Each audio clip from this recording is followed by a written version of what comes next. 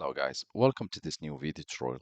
In this video, I'll show you the easiest way how you can add or insert a text into cells or into a set of cells in a row in Excel. To do so, let's begin by selecting the row to which we want to insert the text next to numbers. Next step, under number, in Home tab, click on the arrow next to it and select Custom. Next step, what we want to select the value 0.00, which will reflect the numbers that they remain unchanged.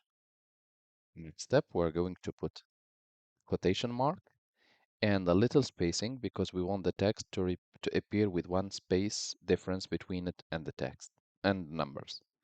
Next step, we are going to type the text which we want to add and again quotation mark and click OK. And as you can see, my text has been added next to the numbers with one spacing between it. Thank you guys for watching and talk to you soon in a new video tutorial.